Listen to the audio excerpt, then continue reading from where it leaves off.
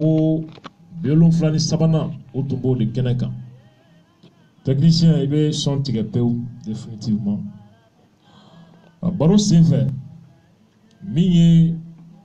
président Ibrahim Boubacar Keïta kuma dirama u ye don dɔ kɛrɛnkɛrɛn min ye diɲɛ tɔnba a ka nin sigi u ye a sigi bi kɛ soba min kɔnɔ u y'a so dɔ tɔgɔ da Nelson Mandela la. O yɔrɔ min tɔgɔ dara Nelson Mandela la a kanuna ka don kɛrɛnkɛrɛn sigi senfɛ ka masala kan. An ka jamanatigi a bɛ min dɔn Nelson Mandela la ka daminɛ a ka kaso degun ni tɔɔrɔ min tun bɛ o kaso kɔnɔ a da sera a kibaruya ma. Mandela ye na min kɛ sabu farafinw tun bɛ jɔnya min kɔnɔ Afrique du Sud n'o ye apartheid ye a ye nali min kɛ Bamakɔ ka Modibo Keïta ka dɛmɛ ɲini tubabuw kɛlɛli la bɛ se ka bɔ jɔnya kɔnɔ cogo min a ye hakilijigi k'o la. Nelson Mandela segira ka na maliyɛnw fo u ka dɛmɛ na ka ɲɛsin a ka jamana ye. O kɔfɛ ale premier ministre lama Nelson Mandela a nana Mali kɔnɔ tuguni. Mali ye jɔyɔrɔ min ta diɲɛ kɔnɔ jɔnya kɛlɛli la tɔɲɔni kɛlɛli la bigani yɔrɔ bɛɛ minɛ ka Faransi menacer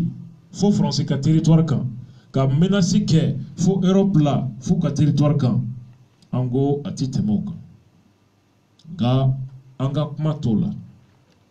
U nana ka tapage kɛ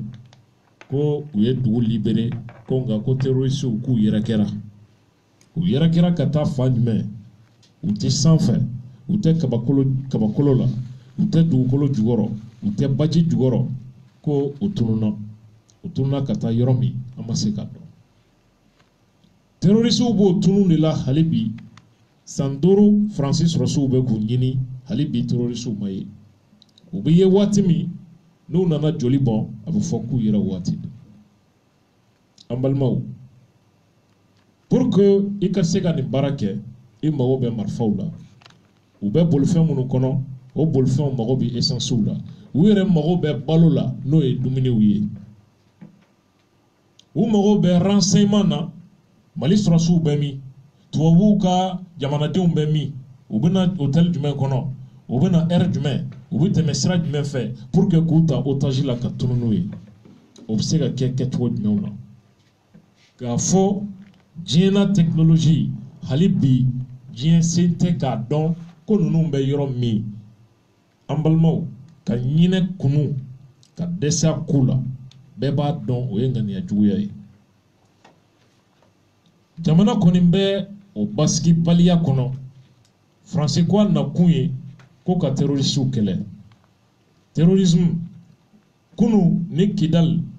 ani Gao ni Tombouctou dɔrɔn kun don. Bi Mopti ko tɛ bilen, Segu ko tɛ bilen, Kulukoro mara ko tɛ bilen, Bamako yɛrɛ ko tɛ bilen.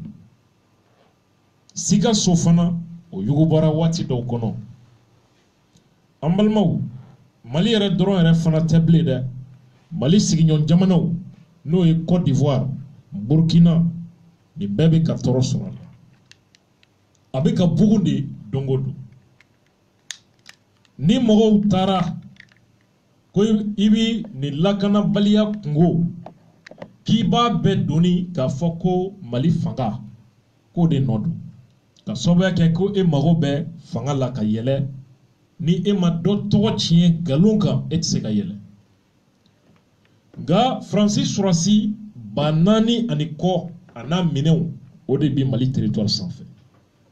Ka laban k'an ka gouvernement jagoya ka accord de défense signé n'u ka jamana ye k'o b'an dɛmɛ lakana sira fɛ. N'a fɔra o sɔrɔsi 4,000 ani kɔ o bɛ e ka jamana kɔnɔ k'u nakun ye baara min ye. E tɛ se ka o ɲininkaw la. Olu ka bilan san 5 kɔnɔ o kuma tɛ se ka fɔ. Mali politique maa tɛ yen n'a bɔra Umaru Mariko la min bɛ se ka kuma bɔ a da. Marche min bɛ kɛ a kama anw mɔgɔ damadɔ min ye a marchew kɛ Faransi ambassade da la ni visa bɛ jɛ an na a sababu la anw de lagosira politique maaw fɛ nga nanu e ɲɔgɔn ye u b'a fɔ ko tiɲɛ b'aw bolo nga anw de da tɛ se ka yala opposition bi ten majorité bi o cogo la a tɛ ku maa si la i ka kuma bɔ i da Assemblée nationale député 447 a kelen tɛ yen min bɛ se ka Mali faamaw wele assemblée kɔnɔ ko Francis Surasi 400 ani kɔ bɛ anw ka jamana kɔnɔ san 5 u ka baara ye mun ye san 5 u ko u bɛ ka min kɛ mun de bɛ k'a bali ka kɛ munna hali bi u nakun ye lakanabaliya min ye a bɛ ka juguya i t'o kuma mɛn u da anw ka nin assemblée in bɛ anw tɔgɔ la bilen wa anw minnu ye u suganti n'an ka impôt b'u sara aw ni Ala cɛ priorité bɛ jamana kɔnɔ kuma sɛbɛn bɛ jamana kɔnɔ ko bɛ jamana kɔnɔ k'o ka bon ka tɛmɛ force internationale minnu bɛ an ka jamana kɔnɔ aw ni Ala cɛ kungo bɛ yen ni ko an ka kuma a ɲɛ kan kungo bɛ Mali kɔnɔ kungo min bɛ nin hakɛ bɔ y'en a pas Francis Surasi 400 ani kɔ MINUSMA Surasi ni polisi 104 ani kɔ a n'a mobiliw na avion et que jamanadenw t'u yɛrɛ ɲininka ninnu bɛ mun na yan u k'u nana fɛn min kɛlɛ mun na Ala ye don o don de dan dɔ bɛ ka juguya a la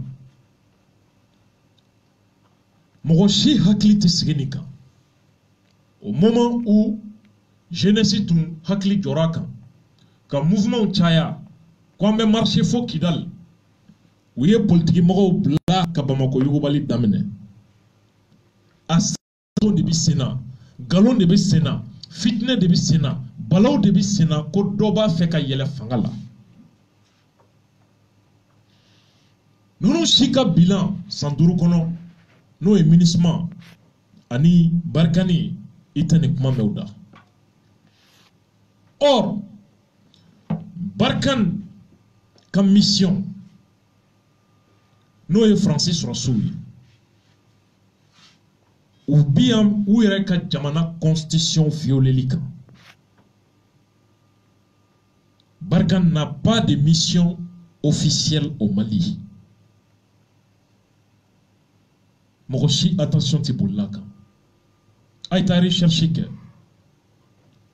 ou intervenir sans l'autorisation de leur assemblée nationale sariya bɛ o yamaruya ni priorité bɛ parce que l'excuse trouvée o ye ko n'u tun m'a kɛ joona ko Mali ko tun bɛ to ji la donc quoi ko girinna a cunna mɔgɔ minnu bɛ fɛn dɔn intervention militaire la Fransi jiginna ni minɛ minnu ye Fransi jiginna ni sɔrɔsi sogo minnu ye u jiginna terrain min fana kan ani ka intervention ka kan ka boli espace min kɔnɔ n'o ye jamana nord ye o ka bon ni Fransi jamana territoire bɛɛ ye a bɛ siɲɛ 2 bɔ k'a fɔ ko wulada kelen ko ko dɔ cunna k'o minɛnw ta k'o sɔrɔsiw ta k'o stratégie de guerre dégager k'an ka intervention daminɛ mɔgɔ o mɔgɔ bɛ fɛn kalama intervention militaire la i b'a dɔn c'est faux archi faux nkalon don c'était savamment orchestré qu'a préparé qu'a sababu de la qu'a profité au fait pour intervenir k'u ka présence justifiée en jamana kɔnɔ u ye intervention prolongée k'a bɔ Serval la k'a kɛ Berkane Fransi constitution na n'i y'o baara kɛ a ka kan i ka taa assemblée nationale kɔnɔ ka taga ɲɛfɔli kɛ mission prolongée kun o ye nin de ye objectifu min bɛ mission na o ye nin ani nin de ye Fransi constitution na fo ka se bi la Fransi assemblée kɔnɔ u ka parlement u ma sigi ka mission prolongée kun ɲɛfɔ Fransi Surasiw bɛ Mali kɔnɔ kun na k'a fɔ assemblée kɔnɔ ye mission vérifiée a ma fɔ nka journaux de kɔnɔ ani téléw sanfɛ n'o ye média ye i b'a mɛn u da k'u nakun ye terrorisme kɛlɛli ye en balimaw qu'est-ce que ça veut dire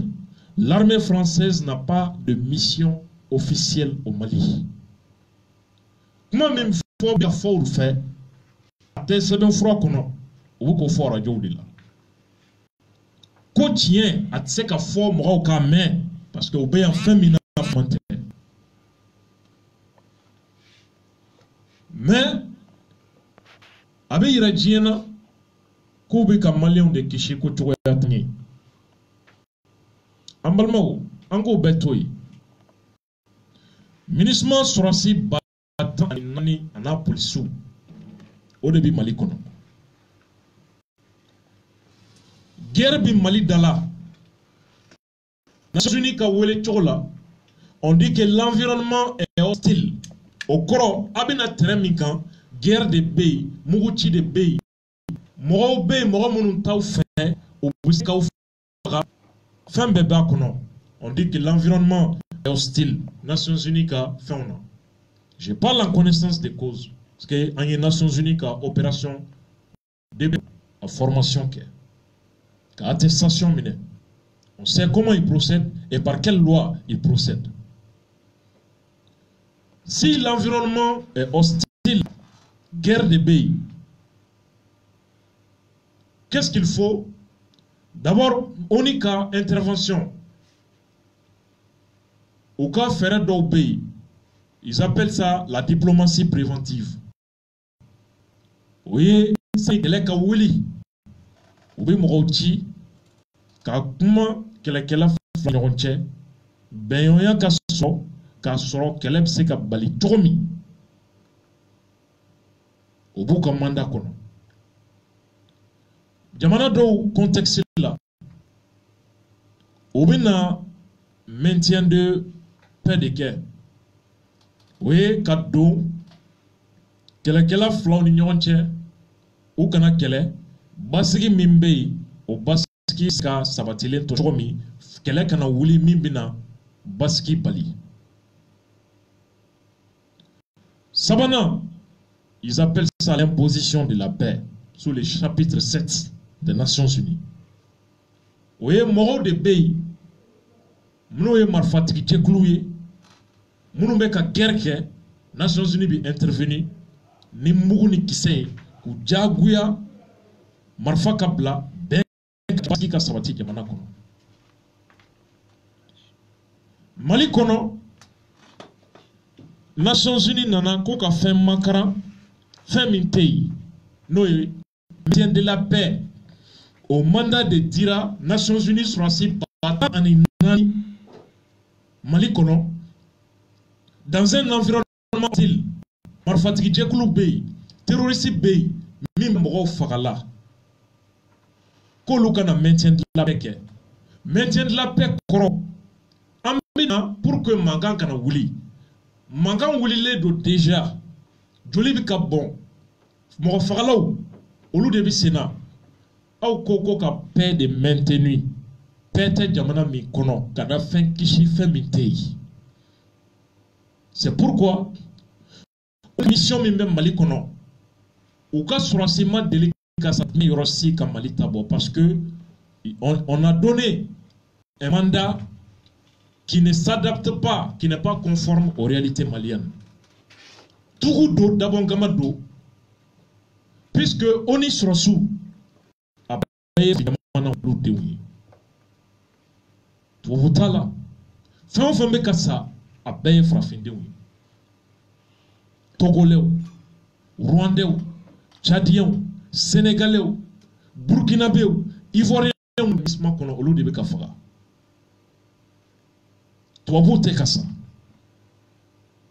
Pourtant, au bébé au ministère quel est qu'est-ce qui fait que Frafindé on est bifaga, mais tout est fagal. Mandat Mimbu Boulo a tout permet que Mogoni qui s'est utilisé dans un environnement où ils ont affaire à des terroristes qui tuent. Ambalmao, depuis hakilima bekaranka ireblasira kwanga nda denika ka kena foni te jamana kono kwanga nyesi kulubama kwanga nyesi prématurément kwanga nyesi ayereba kuma ko ayere di nodo ko tuwabu note tuwabu ka trasi ba ani nani blale kana a nafolo bola milliard Francis Sorasi banani ani ko ka faraw kan e ka jamana kono e mi yere ɲinika n'a y'a sɔrɔ ninnu bi yan ko e hinɛ dama de b'u la walima k'e ka jamana kanu de b'u la k'u ti yan kun foyi kama u bi yan ten dɔrɔn ko k'e dɛmɛ sabu ko mɔgɔ ɲumanw don an balimaw nin situation o de bɛ ka perdurer tant que an ma ɲɛsin nin situation ma an b'an si kɛ nin kɔnɔ président min bɛ yen o tɛna se ka sɛ dabɔ ji la nin ko la n'o bɔ jaraw ye a ye o bɔ yen a ka président tan bɔ yen k'o falen diɲɛ don o don a bɛna jɔ k'a fɔ ko a ye nin président fana bɔ yen donc Nations Unies problème filɛ nin ye n'aw hakili b'a a sera yɔrɔ la Tchad ko ko a b'a ka sɔrɔsiw bɔ Mali kɔnɔ ko danga t'ale kɔ waati min na Tchad sɔrɔsi 10 ani kɔ fagara don kelen a ko a tɛ se k'a denw u ka jamana denw to u ka sa fu o kɔfɛ aw y'a mɛn ko Tchad sɔrɔsi dɔ sara bilen an balimaw ni nin bɛɛ tɛmɛna anw hakili kan anw bɛ marche la nous sommes une jeunesse consciente an kununa an y'a bɛɛ faamu e kununa i yɛrɛ ka jamana ni situation bɛ yen tu n'es même pas au courant et d'ailleurs a t'i ka attention yɛrɛ attiré et tu dis que e kununa kɔrɔ ye don o don bɛ wuli ka i bɛ ka fa n'a ba nɛni k'a ka famille nɛni ka députéw nɛni ko révolution ko changement an ka président dɔ bɔ yen an ka dɔ sigi o de ye maliyɛn kununi ye o de ka ɲi dɔ fa n'a ba nɛni ko an ka fanga dɔ gɛn c'est ça qu'ils appellent l'éveil de conscience c'est ça qu'ils appellent révolution aw ni ala cɛ jamana b'i bɔ a nɔ na terejuguya ni hasidiya n'a faraw kan tubabuw b'a dɔn k'a fɔ farafinna classe politique danbe tɛ yen kuma tɛ jamana kanu ma n'an ye nin situation créer jamana da la an bɛ fanga barika ban u tɛ se k'a kuma b'u da parce que n'u k'u b'a b'u da an bɛ opposition dɛmɛ k'u renforcer u bɛ fanga bali ka bɔ yen fanga karali kama parce que k'a fɔ i b'i disi da ninnu na k'a fɔ n tɛ sɔn o k'a sɔrɔ i ka jamanadenw i ye ko in faamuya a tiɲɛ ye min ye o k'a sɔrɔ i ka jamanaden fanba b'i kɔ k'o baara kɛ mais a tɛ se ka kɛ ka da kan politikimɔgɔ dɔw bɛ yen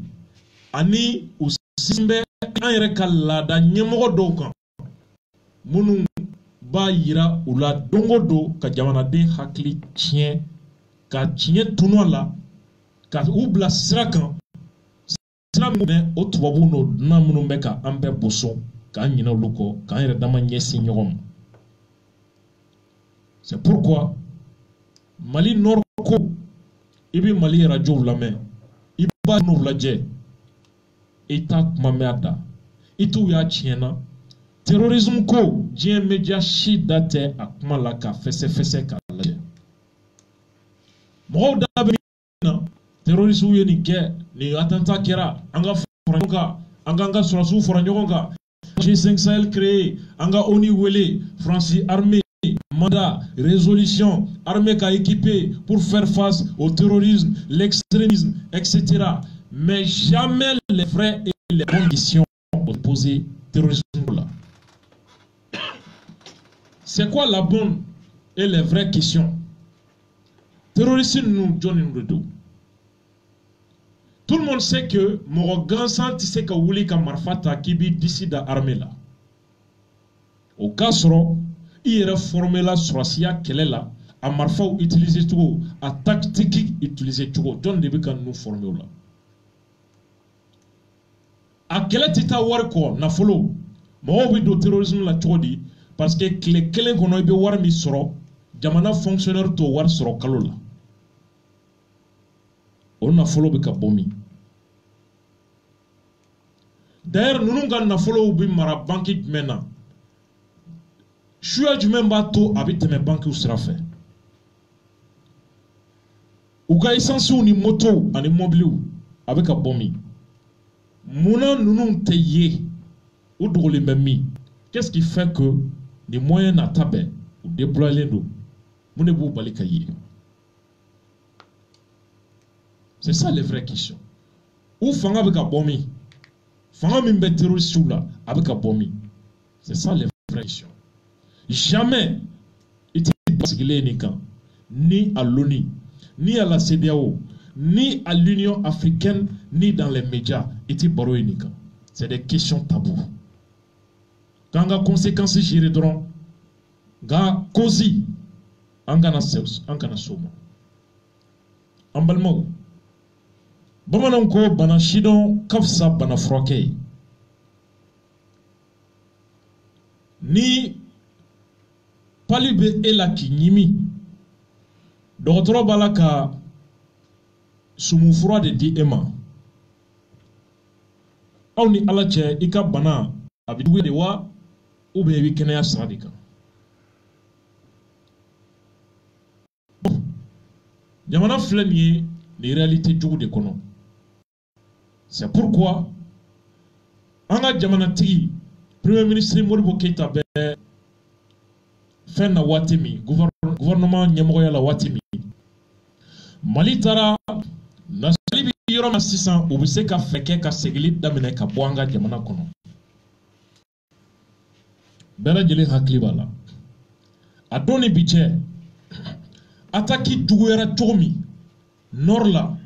centre la fo Mali yɔrɔ wɛrɛw bɛɛ b'a dɔn ka yira ko Mali ma basigi olu se ka bɔ yan n'olu bɔra yan Mali ko bi ban an balimaw MINUSMA wari min bɛ di u ma G5 Sahel bɛ ka 414 millions d'euros jamana duuru min farala ɲɔgɔn kan puisque Francis sɔrɔsiw k'u nana terrorisme kɛlɛ a bɛ ka juguya de don o don MINUSMA k'olu bɛ yan ka jamana basigi ka jamanadenw kisi u kana fa ko olu ti yan terroriste kɛlɛli kama maliyɛnw bɛ fagala don o don gɛlɛya de bɛ ka juguya anw ka assemblée da tɛ nin kuma si la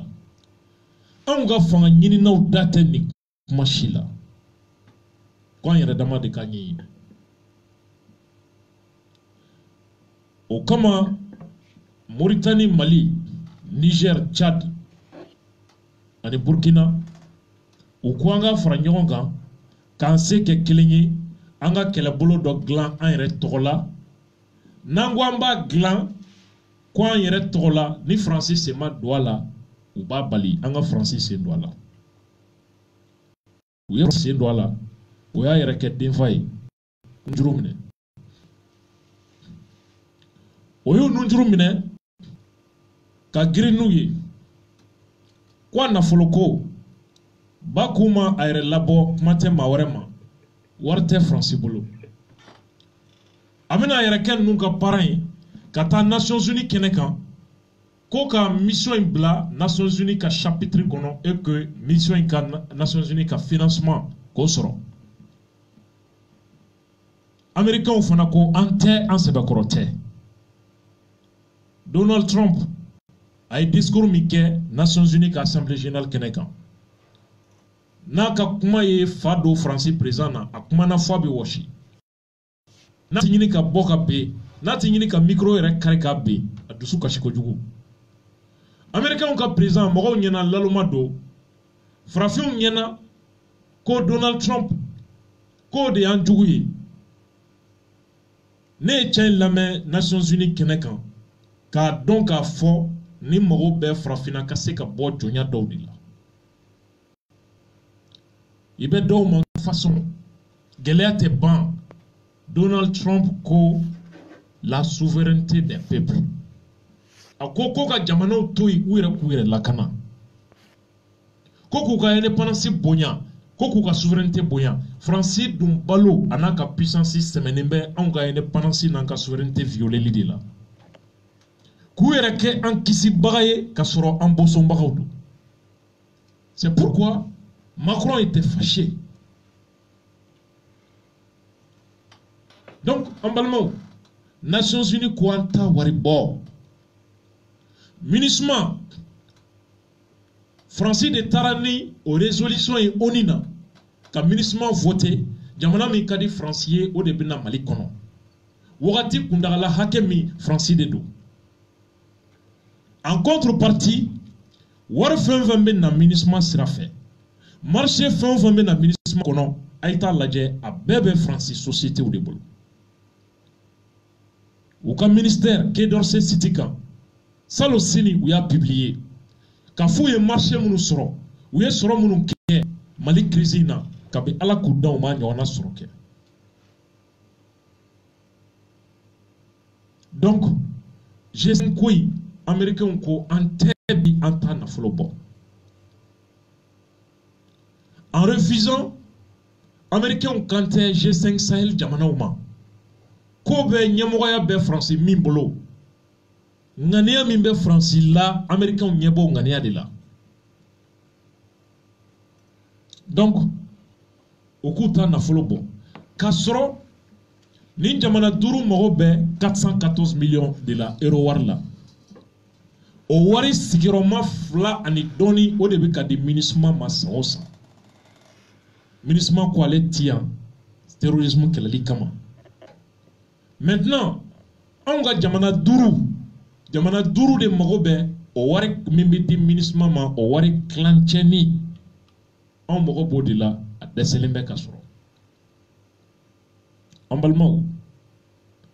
c'est pourquoi présent Tara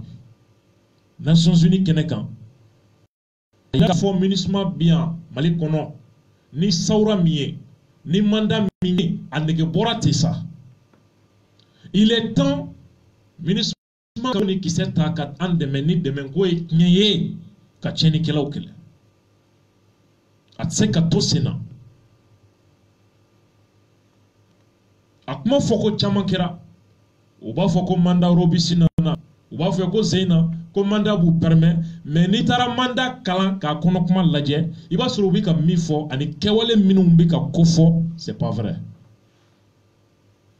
o bebe ke gansan donc Ibrahim Boubacar ta kun famba Nations Unies kenekan c'était pour que les situations faut se gasri à dana tomi. Ka demain sera diplomatie sera fait ni jamana wɛrɛw ye ko ka évoluer nga bonis ni hukumu kono an balimaw ni o voyage c'est fait an tɛ dɔwɛrɛ mɛn lagosi kɔ an tɛ dɔwɛrɛ mɛn sabotage kɔ aw ni ala cɛ jamana hami bɛ bilen n bɛ karisa juguya la o de bɛ fanga la n b'a mago sa n b'a ka baara la nɔgɔ n b'a ka miirinaw la nɔgɔ. N'o de fɔ jamana kɔnɔ i bɛ se ka ministre lankari cogo min ja jamana t'a dɔn fiɲɛ yɛrɛ wulila i bɛ se ka députéw lankari cogo min ja jamana t'a dɔn fiɲɛ cira nka jamana président n'i y'o lankari n'i ye fɛn k'o la jamana fan bɛɛ de b'a senti wa jamana bi kungo sɔrɔ a la san 10 san 20 san 30 kungo jamana bɛ se ka sɔrɔ a la. An balimaw 2012 a kɛra an ɲɛna ATT de y'an ka bana sababu bɛɛ ye n'an sera ka ale jolo kari k'ale gɛn o ye jamana lafiyalen ye nin bɛɛ de fɔra radiow la politikimaw ye nin bɛɛ de fɔ an ɲamadu gɛn jamana jiginna dingɛ kɔnɔ a bɛ san 20 dingɛ bɔ fo ka maliyɛnw nimisa kun min na coup d'état kɛra hali bi ça nous sert pas de leçon. Somali jamana fanga min tun bɛ yen n'o fanga cunna jamana filɛ bi san 30 ani kɔ jamana dɛsɛ bɛ ka mara i t'a dɔn k'a fɔ depuis yen maa o maa b'i yɛrɛ kalama i tɛ fɛn sugu dɔ ta ka ɲɛsin jamana ɲɛmɔgɔ ma o kɔrɔ tɛ k'aw bɛ jamana to yɛrɛ ɲɛmɔgɔ to yɛrɛ sagokɛ la fɛn min tɛ bɛn a bɛ yira la a tɛ bɛn wa a tɛ kɛ. Sariya y'o siraw yira mais ka taa bɔ o la k'a kɛ haine ye k'a kɛ juguya fin ye politikimɔgɔ dɔ mago dilanni kama ka sigi ka yɛlɛ i t'a dɔn i bɛ ka yɛlɛ i yɛrɛ la i bɛ k'a k'i yɛrɛ de la an balimaw Ibrahim Boubacar Keïta taara nin ci de la a si bɛ yɔrɔ min dɔw ko k'a ka dugutaga ka ca ko taama nɛgɛ de b'a la ko masaya ko ka voyager dɔrɔn aw ni Ala cɛ hakilima ko yɛrɛ don bilen est-ce que kɛlɛ yɛrɛ don bilen Ibrahim Boubacar Keïta ka kɔn président ya ɲɛ diɲɛ jamana jumɛn bɛ yen a ma yaala min kɔnɔ a si bɛ yɔrɔ min ka sigi avion yɛrɛ kɔnɔ heure 4 voyage i denmisɛnnin biɲɛkɛnɛtɔ a bɛ sɛgɛn min da i kan i b'o dɔn nka ale si bɛ yɔrɔ min ka sigi avion kɔnɔ heure 8 na continent ni continent depuis yen i b'a dɔn ko voyage ja tɛ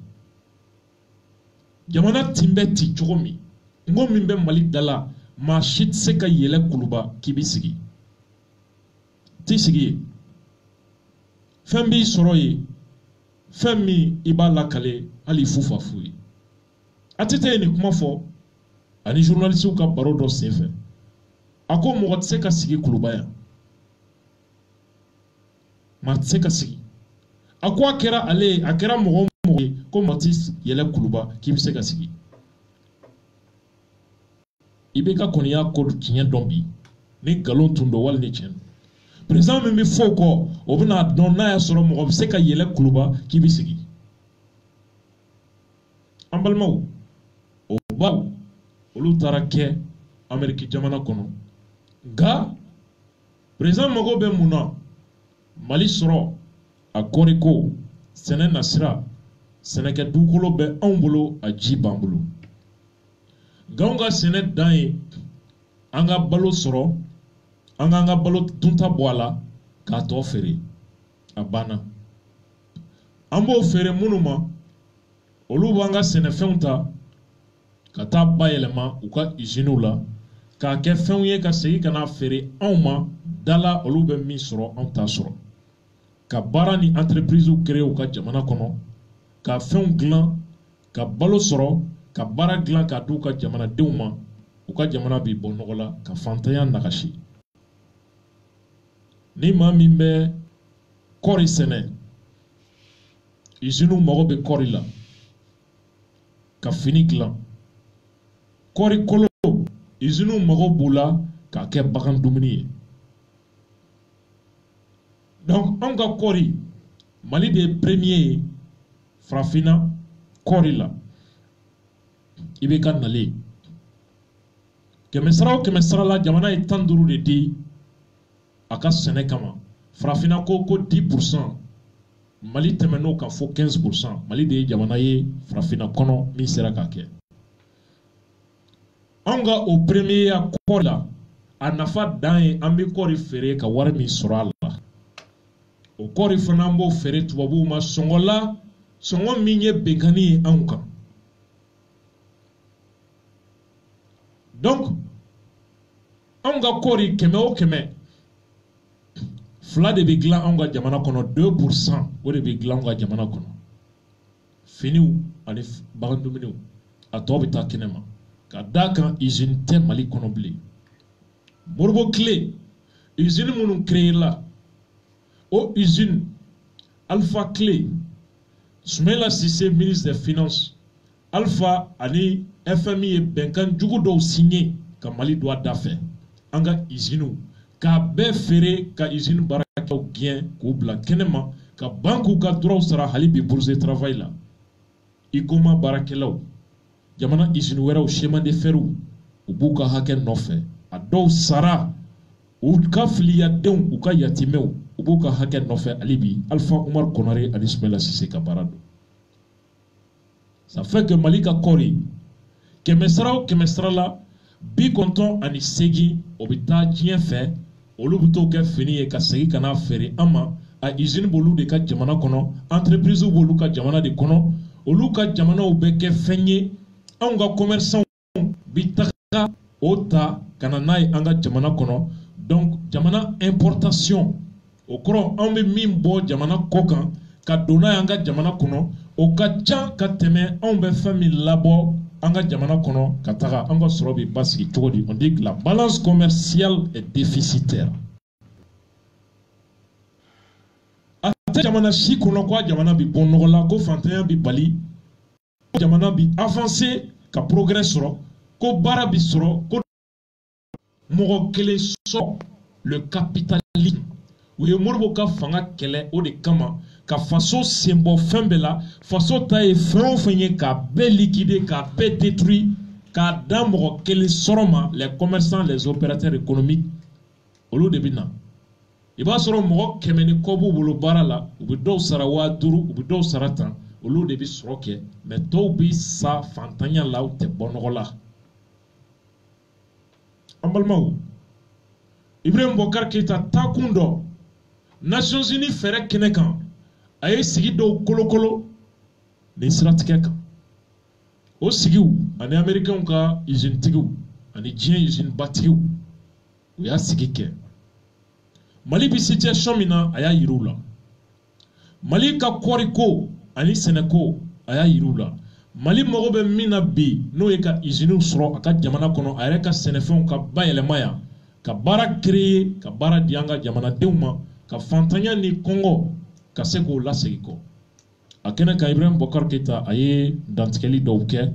a dantigɛli an y'a kanu k'a ta ka bayɛlɛma bamanankan na bɛɛ ka se k'i niyɔrɔ sɔrɔ a kumaw kɔnɔ min fɔra a senfɛ an k'o lamɛn. Nous avons compris an ye a faamuya qu'il nous fallait profiter de l'intérêt créé autour du Mali pour faire en sorte a fɔ diɲɛ samanen bɛ Mali nɔfɛ cogo min an fana k'a lajɛ an k'an ka hɛrɛ bɔ o kɔnɔ yaasa de non seulement combattre le terrorisme avec terrorisme kɛlɛ pour appui, mais également nous dédier aux tâches de développement dont le Mali a besoin. Terrorisme kɛlɛli dɔrɔn tɛ Mali mago bɛ yiriwali baara minnu na an ka se k'o fana kɛ. Et pour lequel nous requérons votre accompagnement. Wa o yiriwali baara sabatili ŋaniya kama an bɛ aw ka dɛmɛ ɲini. Et nous avons compris. An y'a faamuya fana. Aucun pays du Sahel. K'a fɔ Sahel jamana tɛ yen. Pris individuellement n'aurait la capacité de faire seul face à un tel défi. K'a fɔ min kelen bɛ se k'i kɔkɔ da ni gɛlɛya ni kungo ninnu bɛɛ la k'i b'a ɲɛnabɔ terrorisme ko ani yiriwa sabali. Pourquoi l'initiative de nous regrouper pour mutualiser nos efforts? O de la an ye hakilina sɔrɔ k'an ka kɛ jɛkulu ye k'an ka sew fara ɲɔgɔn kan. Pour faire en sorte de leur donner plus de vigueur. Yasa ka barika don an ka kɛtaw la. Et d'efficacité. Ani ka an ka cɛsiriw ka se ka nɔbɔ joona. C'était l'objectif de la création du G5 Sahel. O de kɛra sababu ye an ye jɛkulu sigi min welela ko G5 Sahel. Malgré les difficultés financières et économiques. Sɔrɔko gɛlɛya ni nafoloko gɛlɛya nata bɛɛ. Le Mali. Min ye ne ka jamana ye Mali. A tenu à cœur, par dignité et par honneur, à faire en sorte que son armée composante de la coalition soit une armée digne de ce nom. Gɛlɛya nata bɛ sɔrɔko sira la Mali danbe kama, Mali ka hɔnya kama, a ye cɛsiri bɛɛ lajɛlen kɛ yaasa Mali armée bolofara min bɛ G5 Sahel kɔnɔ u ka ye cogo ɲuman na ni fanga ani barika ye k'u ka baara ɲɛsin ma. Soit une armée formée. A ka kɛ armée min labɛnnen don k'a dege. Soit une armée équipée. Ka kɛ armée ye minɛn bɛ min bolo. Imaginez. A ye aw yɛrɛ k'a jateminɛ k'a lajɛ. Le budget du Mali. Mali budget. Monsieur le ministre des Finances est là. Nga sɔrɔko ministre o bɛ yan. Un budget qui n'a pas de ressources extraordinaires. A tɛ ko dagabana sɔrɔ bɛ Mali bolo. Budget sur recette fiscale. Mali yɛrɛ ka budget bɛɛ bɛ bɔ impôt ni taxes de la. Et l'accompagnement des pays amis. Ani an dɛmɛ jamanaw olu ka dɛmɛ. Donc limité. O kɔrɔ ye di an ka sɔrɔ a ka dɔgɔ sɔrɔ dabana sɔrɔ tan cogo ma an y'o sariya ta. Pour nous permettre dans la durée 5 ans renouvelable de nous obliger à des investissements dans le domaine militaire. Yasa sanduru kono sanduru mini dobsega fara kundagala kan halibi kaseka nafulo dike kamusakauke anga surasiya hukumu kono. Indispensable pour la sécurisation de l'espace malien. O musaka mi waji yasa anga jamana surasu seka baraka soro anga jamana seka lakana chogomi. Et puis contribuer également à celui du Sahel. Anga seka anga jamana lakana anika Sahel lakana ni ko bara fanake. Nous avons réussi quelque peu. Anye chamanke ongania sabatilila. Et c'est cette armée nouvelle, Madame Sullivan, que j'ai vu défiler. Wa mie madamu o armée kurami nanyo glan iyo de défilé la 22 septembre temene. Et les moyens modestes qui également ont défilé. Wa anga minamunu be ambolo yado dagabana minonte ayo minonde ye ka défilé ke. Dans le milieu aérien. Évidemment. La mie avion ani anyona chamore. En arrivant à la base en Ous, les appareils que j'ai vus là n'ont rien à voir avec le mien. Nensera auka to jamana kono nya kolosi avion mimbe auka armée ubolo odine ka jamana ta cheka janyogona chi we cheneke. Vous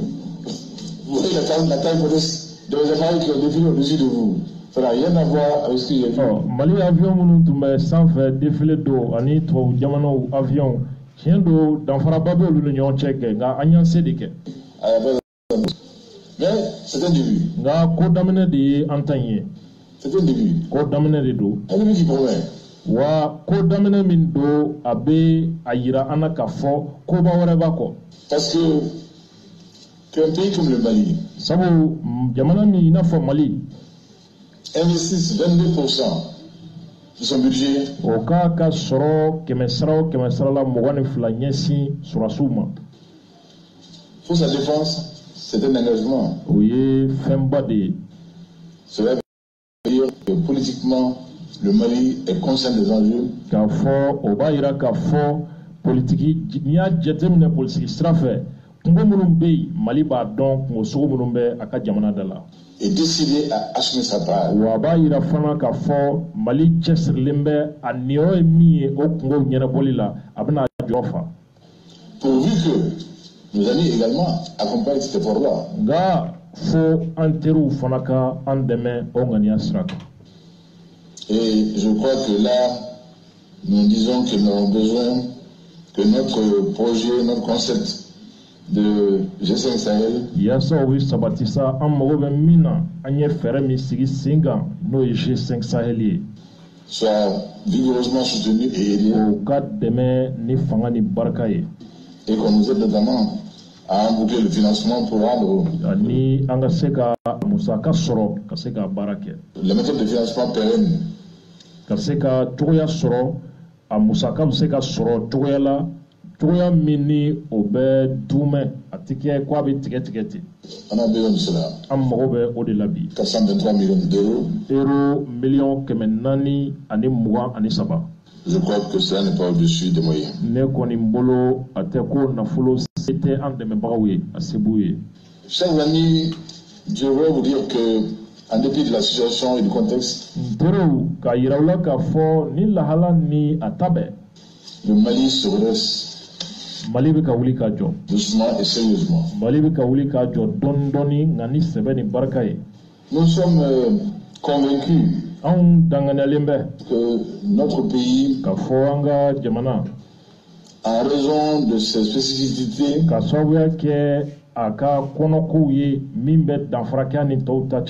agro-pastorales,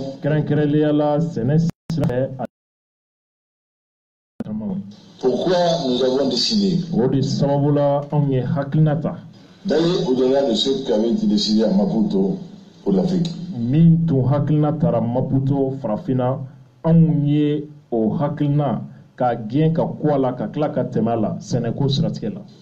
pays africains s'étaient mis d'accord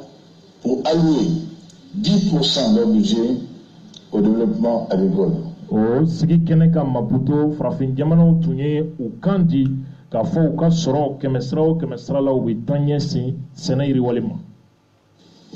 avons décidé, nous au Mali, Mali kono yan d'élever cela à 15%. Anw tɛmɛna tan kan anw min ye an ka sɔrɔ 15 de ɲɛsin sɛnɛ yiriwali ma. Avec effet immédiat. Wa o baara min kɛra jaabi ɲumanw sɔrɔla la a nɔ bɛɛ lajɛlen na. Et également de subventionner les intrants agricoles. Ali ka sɛnɛkɛfɛnw gouvernement ka nafolo bɔ yaasa a bɛ se ka nɔgɔya sɛnɛkɛlaw ma cogo min. Les engrais et tout ce qui peut aider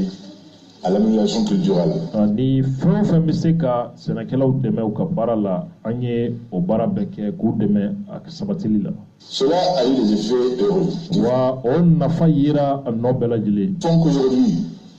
nos greniers sont pleins, 9 millions de tonnes de céréales. An ka jiginɛw fan bɛɛ bi o ye o jaabi dɔ ye min ye balo ɲɔ ni malo a tɔn 9,9 bɔɲanko o de b'an bolo. Largement suffisant pour notre consommation interne. O bɛ wasakɛ fo k'a dama tɛmɛ an ka jamanadenw ka baloko sira kan. Au point que nous avons des solides exportables. Wa an b'an ka dunta bɔ a la ka tila ka taa dɔ feere jamana wɛrɛ la nin b'o bɛɛ bɔ. Bien sûr, certains esprits forts nous disent oui, mais vous avez des poches de déficit, vous avez des poches de déficit céréalier, oui. Notre pays est vaste. Il a 1 240 000 km². An ka jamana dugukolo fɛnsɛn a ka bon 1,1 km². La. Les liaisons ne sont pas faciles.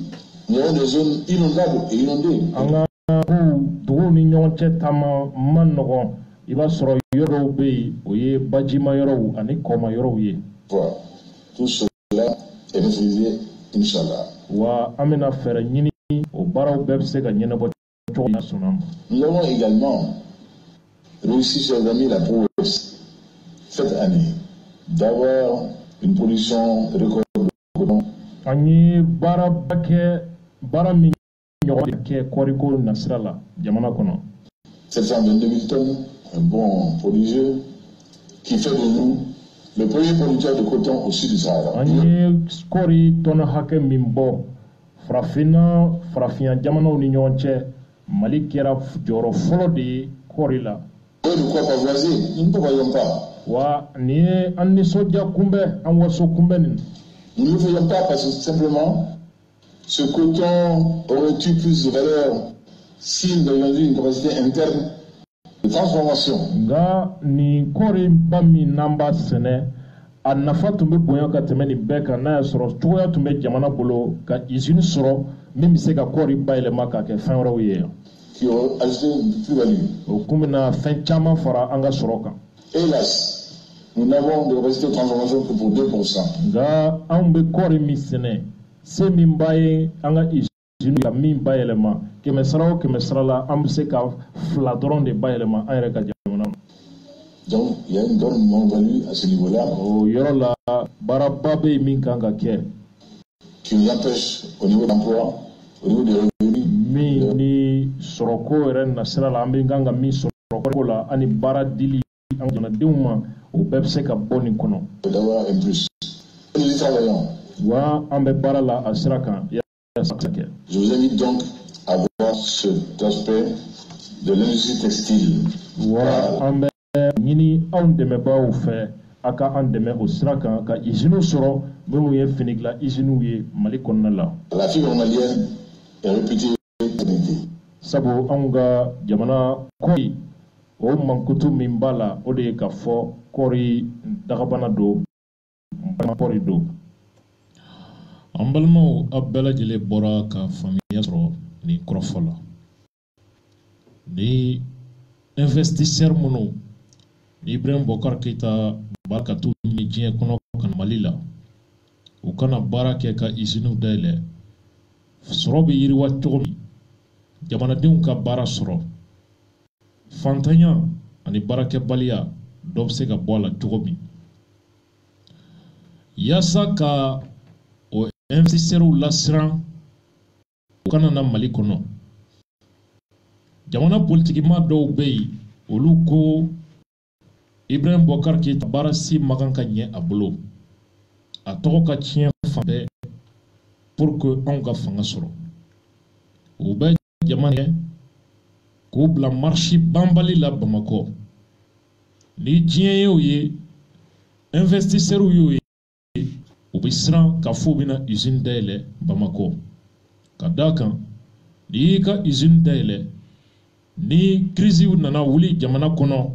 fanga kura min bɛ na a bɛ se k'i ka baara bɛɛ lasegin kɔ a bɛ se ka i ka usine papiyew k'a bɛ yɛlɛma don a la investisseur caman bɛ siran ɲɛ minnu yɛrɛ ka nafolo an'u ka nafolomafɛnw bɛ hali jamana kɔnɔ n'a sera yɔrɔ la olu b'a ɲini k'u b'u ta ka bɔ yan ka taa jamana wɛrɛ la n'o kɛra maliden minnu bɛ baara la o entreprisew la olu ka baara bɛna tiɲɛ dɔ farala gɛlɛya kan dɔ farala sɛgɛn kan c'est pourquoi maa minnu bɛ politikimaw nɔfɛ taama ninnu na u t'a dɔn k'a fɔ taama kɔlɔ fɔlɔ bɛ ye olu de ta ye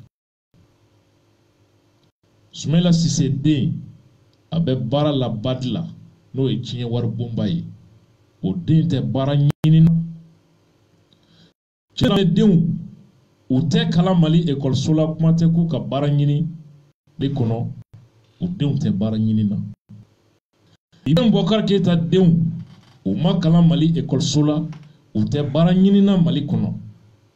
aw ni anw de kalanna yan anw de ka dossiers b'an bolo an ye o ye an bɛ tribunal la ko concours dɔ kuma bɛ yen n taara n ka nationalité ni casier judiciaire ta n bɛna taa polisi la sisan n bɛna nin timbre ta n bɛna taa demande kɛ n bɛna préparer concours bɛ yen an balimaw hali bi ni anw ma se ka hakili sɔrɔ k'a fɔ mɔgɔ nɔfɛ kɛlɛ jango politiki mɔgɔ nɔfɛ kɛlɛ kɛn yɛrɛla de don i yɛrɛ ka hɛrɛ bɛ min na e hakili m'o yirila jamana ka hɛrɛ bɛ fɛn min na e hakili ni se yirila i bɛ tila ka t'i jɔ marche kɛyɔrɔ la ko baara tɛ n denw bolo baara tɛ n mɔdenw bolo baara tɛ n yɛrɛ bolo n bɛ chômage la i t'a dɔn k'a fɔ e bɛ k'i yɛrɛ ka baarako de ta k'a da fali kunna an balimaw c'est ça la triste réalité.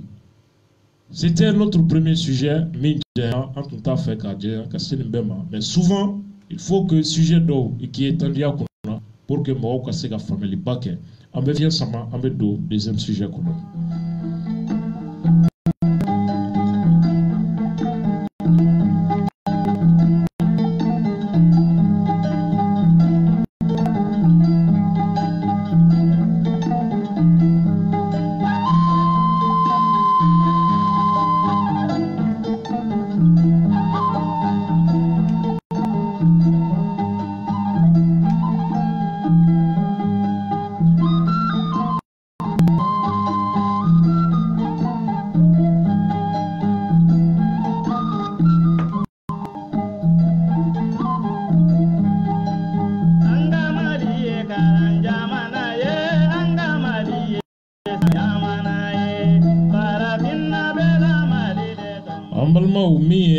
An y'a fɔ aw ye cogo min an ka titre la an ka jamana a bɛ yɔrɔ min na bi ni maliyɛn yɛrɛ ma fɛɛrɛ kɛ ka ko ɲini daminɛ ka bɔ dibi dɔw kɔnɔ a kɛra baara ye ko ye manamanakan fɛn o fɛn n'i nana n'a ye Mali kɔnɔ i b'a don maliyɛn hakili la k'a bila ka wuli ka jɔ la ka tiɲɛni kɛ jamana kɔnɔ san damadɔ o bɛ t'u sigi ko an nimisara u jɛra ka min kɛlɛ k'o kɔniya u bɛ taa sigi ko ja ko de tun ye man ye ko ninnu y'a nɛgɛ de ye a cogo kelen kɛ fila kɛ saba naani hali bi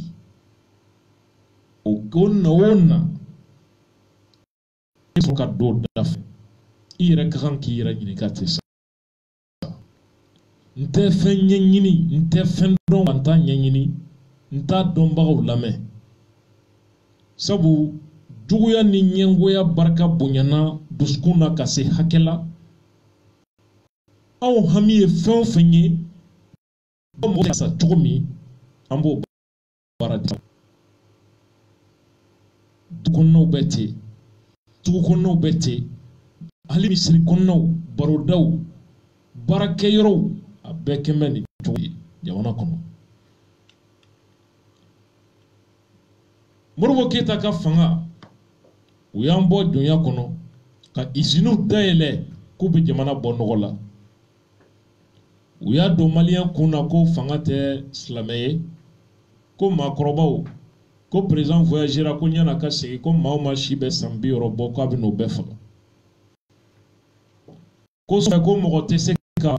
min ye kɛnɛma i ni walimusow don ni furu papier ma yira, sinon miliciens b'i minɛ ka taa n'i ye. I tɛ se ka ye dɔ b'i bolo sinon i b'i minɛ. A ye taa don YouTube kan, coup d'état kɛra Modibo la don min a dugujɛ, Français journalistes bɛ ka maliyɛnw ɲininka u bɛ ka nisɔndiya ko parce que ko ni ni muso ye fɛ i bɛ ɲininka furu papier la walima mana y'i bolo walima fɛn wɛrɛ, ko o de y'u nisɔndiya kun ye. U ye jama su o cogo la ka bila bɔlɔn kɔnɔ ka fanga ben. Mɔgɔ min n'a fɔra ko ni mɔgɔ min si ye san 60 sɔrɔ k'a bɛna olu bɛɛ faga, o yɛrɛ si man jan san 60 la fɔlɔ. A fa bɛ yen, a ba bɛ yen, a mɔmuso bɛ yen, a somaw bɛ yen. Aw ni Ala cɛ jamana jumɛn kɔnɔ se bɛ jɔn ye k'i bɛ se ka maa o maa si bɛɛ san 60 la k'i b'o bɛɛ faga jamana kɔnɔ? Ko ja ko Modibo tun ye baara kɛ, ko ja ko jamana ka hɛrɛ tun bɛ Modibo bolo, ko Musa y'an faga dɛ, an nimisara, an ka taa yafa deli Modibo su fɛ. Ah Allah. O Musa fana wulikɛlaw nɔfɛ ko dictateur do, mɔgɔ fagala do. A ye san 20 ani kɔ kɛ a ma fɔ dictateur do fo don min na u welela Faransi ko ka taa démocratie. Modibo ko Mali démocratie ka kɔrɔ, Musa ko Mali démocratie ka kɔrɔ Faransi ta ye. O don de a fɔ dictateur do, ko maafala do, ko ka fɛɛrɛ kɛ ka jolo kari. U ye Cibilen wele ka Muntaka Taloun wele ani Umaru Mariko. Maliyɛnw bɛ se ka faga cogo di k'a fɔ ko Musa ka baara do, a y'o fɛɛrɛ bolo da. U mana fɔ maliyɛnw ye ko kɔngɔ ni fantanya min bɛ jamana kɔnɔ ko Musa sababu do, tant que n'a bɔra yen ekɔlidenw ka bourse dɔ bɛ fara kan, an ka ekɔliso ko a bɛ ɲɛbɔ, kalan bɛna ɲɛ, an ka min ye dɔgɔtɔrɔso mɔgɔw bɛna baara sɔrɔ, fantanya bɛna ban, yurukuruku bɛna kɛlɛ, a bɛ ko ka jɛ. Ko maliyɛnw ka bɔ ka ekɔlidenw nɛgɛ ka t'u ni bɔrɔntɔ, o dugujɛ k'a fɔ k'u baw k'a fɔ an ma jɛn n'an denw fagali ye, ko fana ka bɔ ka kisɛ ci olu la k'u faga, ko fa donna Musa la, Musa ka baara do. An balimaw, u ye maaw bɔ k'u ni di k'u ni bɔrɔntɔ ka tila waati min u ye Musa ka fanga ben. Mɔgɔ minnu yɛlɛla ko démocrates do, ko u bɛna hɛrɛ sabati, olu ye jamana ekɔlidenw ka kalan ka t'o di FMI ma ka kalan privatiser, ko gouvernement dɛsɛra kalan kɔrɔ. Bourse min tun bɛ di lycée u y'o wari ɲini ko pour que étudiants ka se ka ordinateur ni fɛnw sɔrɔ, ko wari bɛna don da fɛ. Hali sini an ka lycéw la informatique sali ɲuman tɛ yen, kuma tɛ ka fɔ ko ekɔlidenw bɛna fɛn sɔrɔ. Ka jamana dɔgɔtɔrɔso bayɛlɛma k'a kɛ saya yɔrɔ ye, ko fura tɛ yen wali dɔgɔtɔrɔ tɛ yen, ka jamana nɔni ka sigi a sen sabara kɔnɔ. Usine minnu bɛ yen k'a bɛɛ privatiser, faso baarakɛyɔrɔw k'a bɛɛ privatiser k'a bila, ka milliards détourner, 14 milliardaires démocrates ka tile la, milliardaires 14. Ah Allah. Maliyɛnw nana fili daminɛ ko ja Musa su ka fisa ninnu fana balolen, ko ja mɔgɔw fara don min ko Musa ka fanga do, ja siga bɛ yen ko sababu wɛrɛ de tun bɛ yen min bɛ ka mɔgɔw faga min tɛ Mali sɔrɔsiw ye. An balimaw, a ye taa colonel Hachimi a ka livre ta a ka kalan transfert définitif Musa bɛ ka kɛ cogo min, acteurs minnu fɛ n'olu de ye opposition ye bi u y'a kɛ cogo min, a bɛna ye k'a fɔ bi u b'o baara kelen, o fɛɛrɛ kelen, miirina kelen a n'a kɛbaga kelenw olu de b'o baara la k'a kɛ.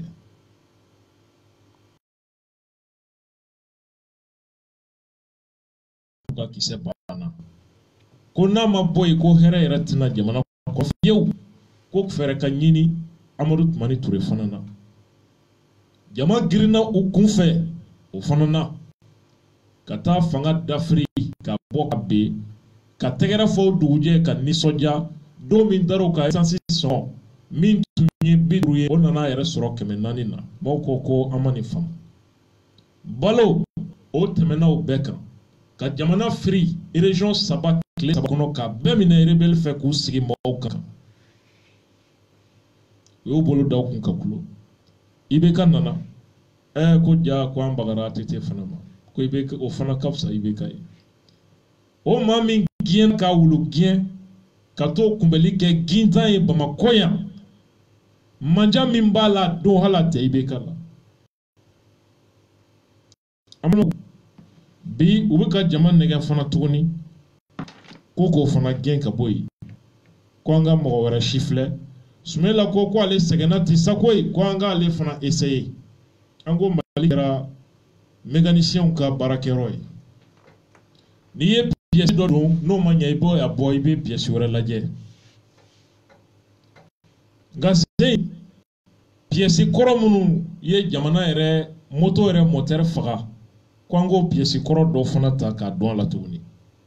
kuma de bɛ sen na donc a sera ten sa malien yɛrɛ ka hakili dayɛlɛ ka yeli kɛ a yɛrɛ ma u ye kuma dɔw fɔ ko Abdelkader Maïga URD coordinateur ko IBK ni Agerlaf kɛmɛ ka fɛɛrɛ dɔ daminɛ ko Mali bɛna ci bɔgɔbɔgɔ Mali bi tila nka a ye to an k'a yɛrɛ ka kuma lamɛn an ka kuma in analyser aw ka se k'a dɔn mun bɛ sen na. Salam alaikum ne balma malien ne tɔgɔ Abdelkader Maïga n b'a ɲini n balma malien bɛɛ fɛ kunnafoni min bɛ k'a da aw tulo kan aw k'a lamɛn aw ka se ka faamuyali sɔrɔ a la bi bi in na kibaruya min bɛ yen a dalen don Choguel Karabali sanfɛ k'a fɔ ko cercle kuraw bɛna créer Mali kɔrɔnyanfan fɛ ani région kuraw o cercle kuraw n'o région kuraw n'o créera n'i ye député 40 ɲɔgɔn ta kɔrɔn fɛ i bɛna sɔrɔ la 8 de bɛna kɛ kɔrɔbɔrɔw ni bamananw ni fulaw ni bozow o n'a ɲɔgɔn ye o kɔrɔ ye ko maa niw maa fitiniw olu de bɛna kɛ mɔgɔ baw ye olu de bɛna député caman sɔrɔ k'a sɔrɔ n'i ye mɔgɔ 100 ta a 90 bɛɛ ye kɔrɔbɔrɔw ni bamananw ni fulaw ye o kɔrɔ ye ani bɛlaw o ye mɔgɔ fimanw ye Maliens a ye wili ala kama waati dɔ tuma sera nin tɛ politiki ko kuma ye nin tɛ kuma wɛrɛ ye nin ye fɛn min ye n'an ma wili k'an jɔ k'an ka jamana dɛmɛ a bɛ ci a bɛ tilan a bɛ bɔ ɲɔgɔn na Sudan kɛra cogo min na fɛn bɛ kana min ka jugu n'o ye parce que an ta a nafama yɔrɔ de bɛna di maa fitinin ma u bɛ tila ka maa minnu ka ca u bɛ tila k'o kɛ u ka jɔnw ye a ye wili Mali tilani a tɛ fɛn ɲɛ maa si ye nin tɛ kɔrɔnfɛ kɛlɛ ye nin tɛ kɔrɔbɔrɔfɛ kɛlɛ ye nin ye Mali bɛɛ de ka kɛlɛ ye an bɛ k'a bisiki k'a fɔ ko Hollande ni Mauritanie président ni Mali ka président u ka bɛnbɛnbɛn tun ye Mali ka tilan ayiwa a filɛ a ma tila élection girigara yɛrɛ la fɔlɔ Agerlaf ka sanfɛ nin décision de kan ka ta nin ninnu kɔnɔ a ye wili Mali an ka se k'an sen da nin kan sinon min kun ɲɛsinen don an ma aw k'a faamu fana k'a fɔ ko décision taara réunion min na nin tɛ Choguel ka livre ko kuma ye dɛ nin kɛra kunna si ni a dɔgɔkun kelen bɔ u ka conseil de cabinet la aw k'a dɔn k'a fɔ ko hali an ka ministre minnu n'u ka danga minnu tun bɛ a réunion kɛnɛ kan san'u k'a lajɛ n'a y'a sɔrɔ nin bɛna kɛ anw ma balawu ye a ka ɲi Mali ma ou bien a man ɲi Mali ma ayi bɛɛ b'a fɔ de ne ka village ka kɛ commune ne ka village ka kɛ cercle ye ne ka village ka kɛ nin ye aw ni Ala cɛ Mali bɛ jɔ nin kan kan Ala cɛ nin tɛ fitinɛ wɛrɛ ye aw minnu b'aw sigi k'a fɔ ko aw sen t'a la a bolo t'a la a y'a fɔ astafurula parce que nin bɛna kɛ balawu min ye i sigilen ko i ka village ye village belebeleba ye dɔ bɛna fɔ ko a fan kelen ye ale ka commune ye ou bien a fan kelen ye ale ka cercle ye u bɛ k'o de kɛ u tilala Gao la pewu Gao kɔni banna Voilà. Donc, Aoukango, Gaokao de Koube Mali, ou de où il faga Malika to Keleniana, ou de où il faga pour que Malika Natlan, mais Bibina ou de Benini Katlan Kaban. Donc, Alakama Malion, a eu l'angambolo di Nyoma, ni Minyanga Kibaria me, Aya Jensetien Fambe, ou Kado Mimbe Bibina, Ninyaye, élection yere, Grigara Maban, Fitna Mimbandala. Ala Malion, Aye Fadenya, Djoudabla. Ninti politique kele ninti foye ni anga jamana ka kele de abi tiɲɛ de kɔ a banna an tɛ a banna nana don tuma min na an y'an pan kan fila la k'a sɔrɔ an ye kɔrɔnfɛ kɛlɛw daminɛ o ɲɛ mais anw fɛ Mali kɛlɛ o ye Mali kɛlɛ ye an t'o ni foyi ɲagami n b'aw bɛɛ fɔ ka wali ɲuman dɔn n'aw ye nin kunnafoni nin mɛn ye kunnafoni kɛnɛman de ye a ye wuli ka aw ka yɔrɔw ɲɛɲini n'a y'a sɔrɔ u ma décision ta déjà ka village fitininw kɛ communes ye ou bien ka village minnu tɛ Mali fan si fɛ k'olu yɛlɛma k'u kɛ cercles ye pour que u bɛ se ka mɔgɔ fitininw ni maaniw ani Mali juguw dɛmɛ cogo min na a ye wuli k'a ɲɛɲini depuis bi n b'a ɲini aw fɛ Ala kama a ye wuli an k'an bolo di ɲɔgɔn ma an ka Mali bɔ dingɛ in kɔnɔ ne tun bɛ fɛ ka kibaruya min da tulo kan o de ye nin ye hakɛto b'a la sallallahu alaihi wasallam. An balimaw a bɔra ka nin manamanakan mɛn u ye nin kuma in jɛnsɛn WhatsApp siraw fɛ réseaux sociaux ka yɛrɛkɛ ten ka mɔgɔw jawuli mɔgɔw bɛ kunfɛtaga la ne yɛrɛ dabali banna a bɛ ka kuma sariya min kan a filɛ nin ye loi numéro 2018 tant a sariya ma ta fɔlɔ portant création des collectivités territoriales en République du Mali sariya do min bɛna Mali dugukolo a tila sigiyɔrɔ région cercle arrondissement commune village ni fɛnw ka sigi o sigicogo la o sigicogo labɛn kura ni yɛlɛma kuraw k'olu nati a kɔnɔna la mara bɛ se ka segin so cogo min n'o ye décentralisation cadre ye o baara kɛ a bɛ dɔ fara région hakɛ kan a bɛ dɔ fara cercle arrondissement ani commune hakɛ kan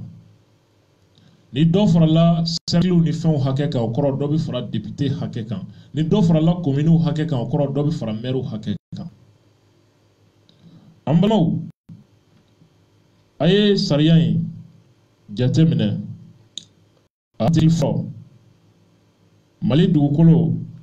ko région mugan bonyango ani Bamako district ko Mali dugukolo bɛ bɛn o de ma o région mugan Kayi Kulikoro Sikaso Segu Mopti Tombouctou Gao Kidal Taoudeni Menaka Buguni Dioila Nyoro Kuchala Kita Nara Bayangara San Douanza Gourma ani district de Bamako an balimaw aw ye kura jumɛn mɛn nin kɔnɔ la nin yɔrɔ minnu bɔra ka cité aw ye kura jumɛn mɛn a la région kura a d'a kan loi min taara 2012 Amadou Toumani Touré fɛ ni députés y'a voté janvier 2012 Amadou Toumani Touré ye a promulgué n'o ye ka a sɛbɛntiya n'a ka bolonɔ ye pour que a baarali ka daminɛ o kɛra le 2 mars 2012 tile 20 a kɔfɛ coup d'état kɛra ATT la o loi o de ye région bɔ Kayi ni Kidal la ka région kuraw fara kan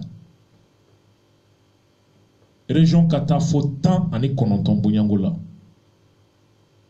ATT clé député minnu ye nin voté cɛ min filɛ dabarabaya kan na Abdelkader Maïga URD coordinateur URD ye loi in voté a don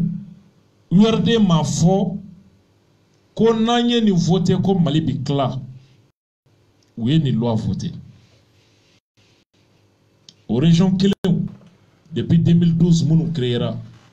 ko ka waliya san 5 kɔnɔ o de filɛ nin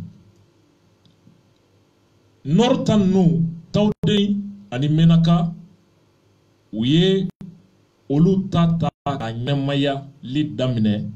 ka cercle ni arrondissement créer olu la ni loi wɛrɛ ye ATT clé nga min ye sudi ta ninnu ye u ma o cercle sigi u ma arrondissement sigi URD ye o loi fana voté min bi kɔfɛ région cercle ni arrondissement sigi k'o région ɲɛmali fɛrɛ tigɛ ka jamana fan tɔw région to ye URD ye o loi fana voté ATT ye min promulgué mars 2012 o don URD m'a fɔ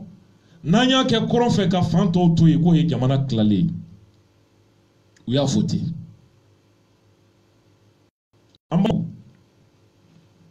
pour que i ka ninnu dɔn Aguerlaf ta kura min bɛ sen na région kelen pewu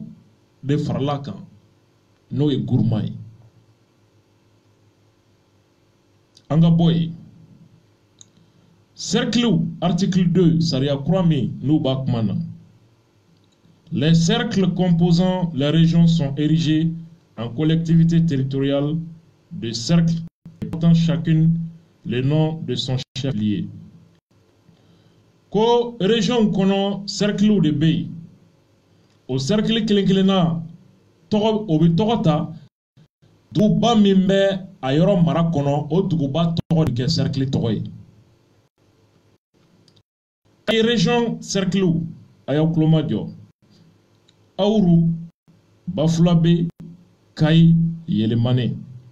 Kulikoro région Banamba Kankaba Kati Kolokani Kulikoro ani Sanakɔrɔba Sikaso région au cercle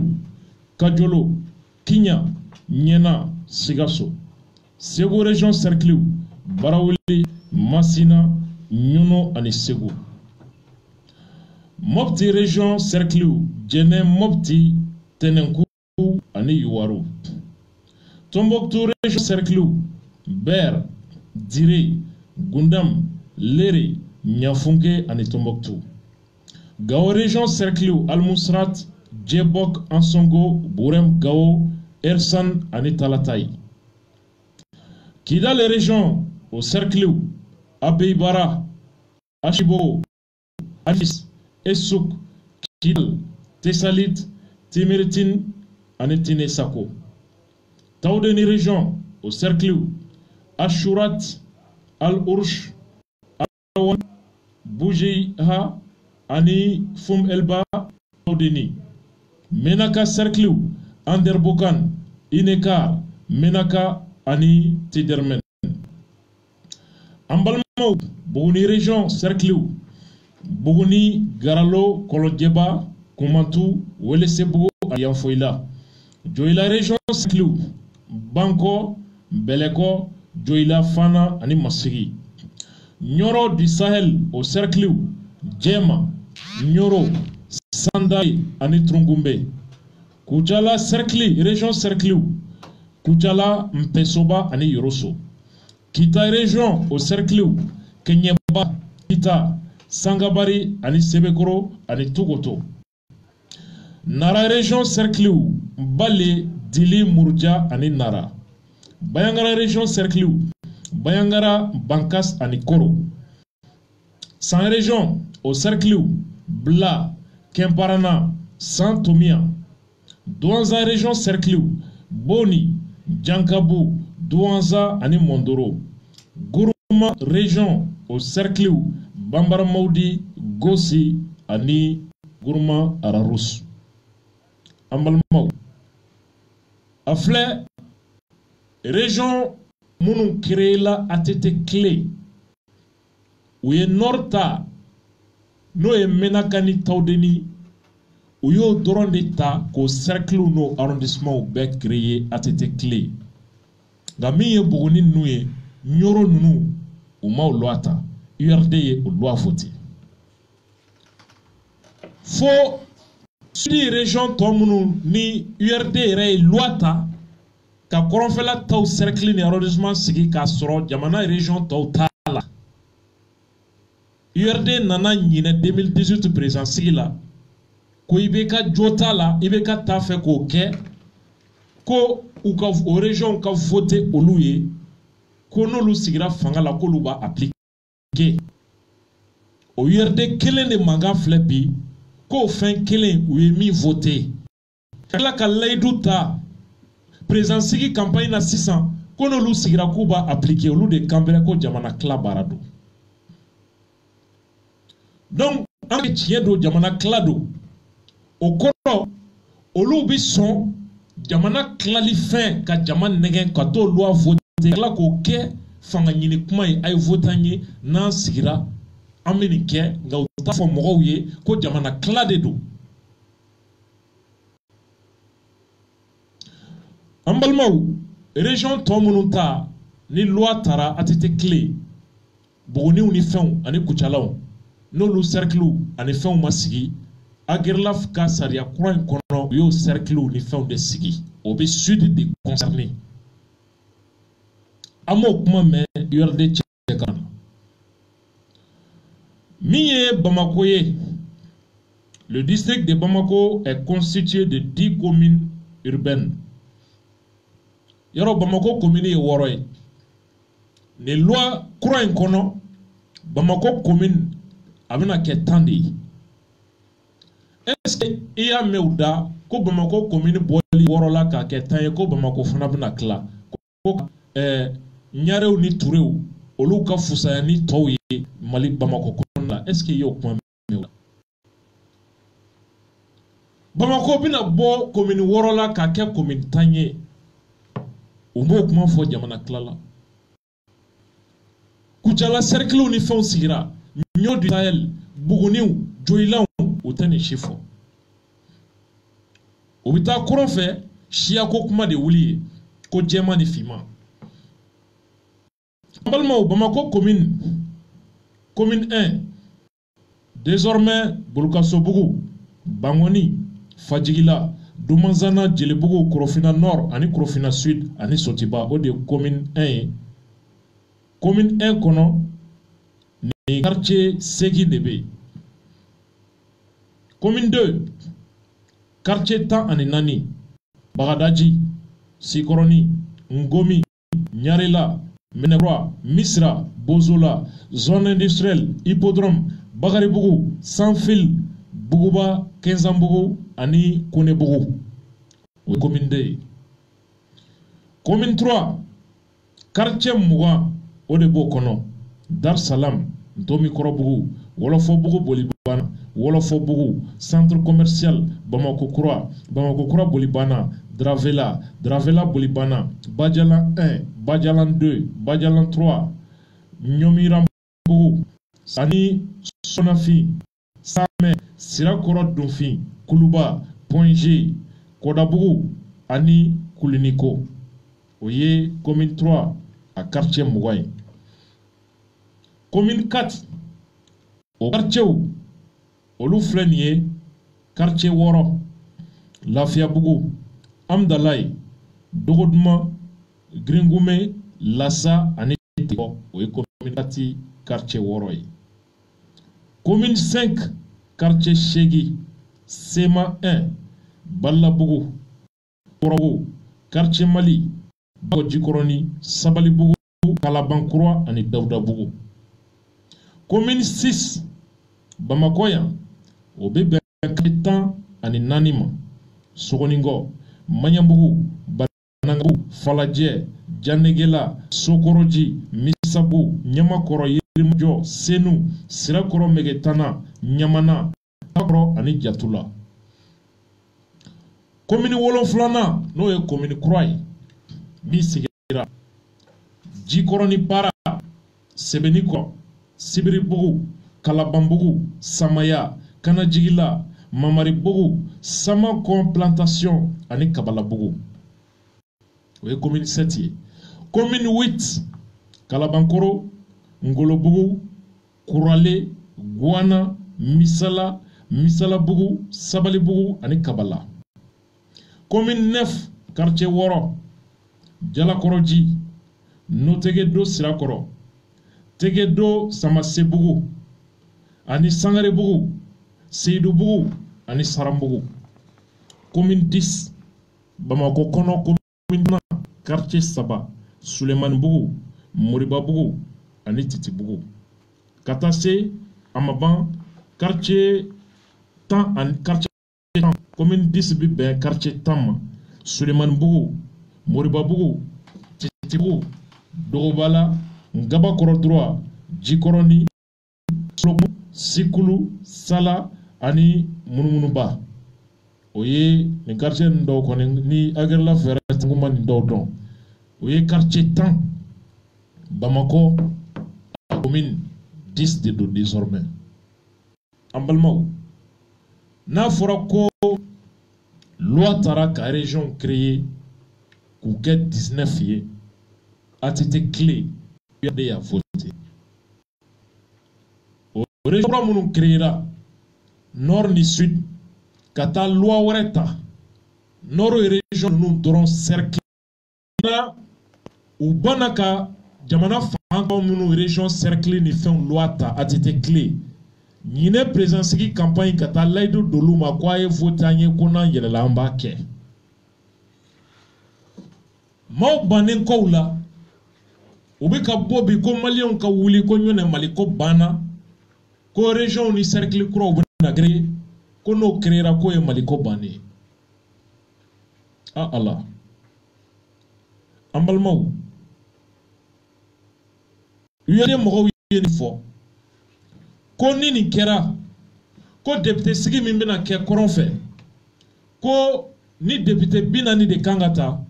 Kibita soro fimau, belau, koroboro, ani flow. Ko lu de jama fambaye. Ko ni député sigi kera ko jama famba tabike député sigiye. Ko binani to bebike mogo jemawi. Ne kuma koro di. Ka Mali kla fan flaye. Hali rebe munu kumbi jamana kla uye kuma mi yere dabla. URDB au bara de la élection kama ou une tension créée ko djema ni fima. Nebe au nyiniga. Emele la mogo ma djema dron de doa. Koroboro be ou la. Pour preuve à premier vice-président Mamadou Djeri Maïga. Fiman de damatede fiman krrr. Allez odi. Ambalmo kidal population nebe au nyiniga djema damade doa. Menakabite, Taudeni bite, Gaobite, Tomokto bite. D'ailleurs, Nimbeko fait, est-ce que le député est nommé? Comment est-ce que Djema tabike ni député Hakei, ko Fiman tabike ni député Hakei? Ni era ko Fiman de Kachan, ni Onyamo Siki Karanga ke Fortier, ni couleur ko de Bijatemina, est-ce que Djema era befin soroy? Mali yoro joli bay a population famba mai nga vote la ou ka candidat e Djema doye ou bita vote ay yoro joli bay Djema kai nga ou ka candidat doye Fiman doye ou bi vote ou de kosiki Djema de bi bo ka vote ka député siki te nation yi ambalmaw Mali kono Tobu kile kofe. Mali est indépendance ka jamana divisi no e jamana kalenkan un peuple un but une foi. Jamana mission côté. Ika carte d'identité kan ati sebe qui est fly ati sebe qui est numue ati sebe qui est djemai ati sebe qui est fimaye ati sebe qui est ni dine mogoy. Iye malien abana. Ni bike candidat kuye malien de itike candidat ko ni siaye wal mayeni yoro mogoye présensibité mercibité député Jama Saria Mintara la charte des partis politiques Saria Mimbe parti politique kofo oba interdit parti politique ou quand Asiya ko kumal nati jamana kono. Sariya min tara opposition parti ou kama kerenkereliala no est loi sur les partis politiques de l'opposition. O loi ba interdit miye parti politique ou ka ko nati jamana kono.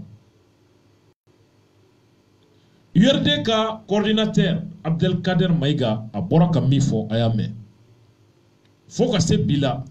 aka parti URD ma condamné ou ma foka ka kuma mayi. Ou ma foko ou jema kante o koro ani URD nyemoro benkande ninye ne kuma ye ou be jelembe ne kuma ina. En vertu de ça,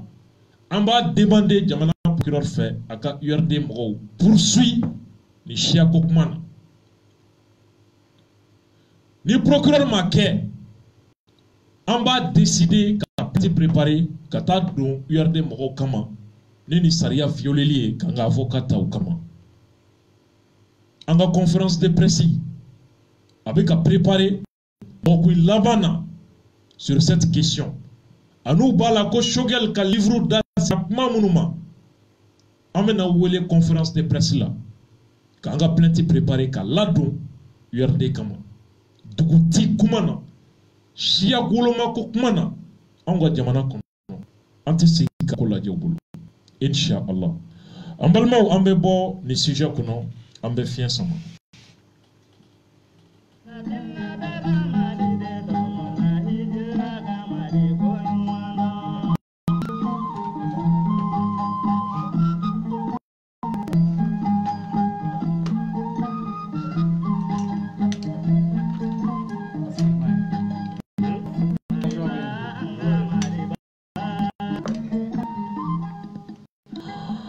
Ambalma mi e anga député sigi ako koni besina daga wulendo wali majorité partout ira damani nyoche jango RPM wira dama ube nyogon boxe la e bi candidat e de candidat yaro anya fowe to mi luka parti ni war klako balawte iba soro joro klako balawde be nyogon faneni baneni ni nyogon boxe o de be ou haklite jamana ere la me ibe kama ou bo confeti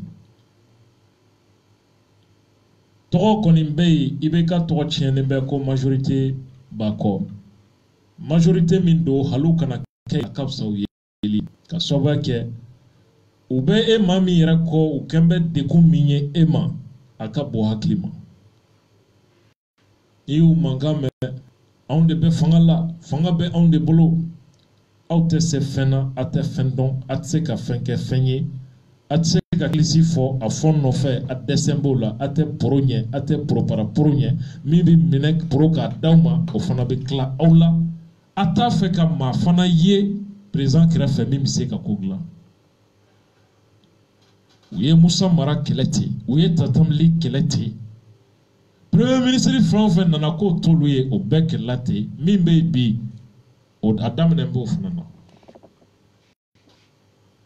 ambalmaw nunu ma clip na ke jamana dojme niye ni kuma fo abina fo iye negeji de bonka kibu contrôle aw ni alache ambu contrôle fo kata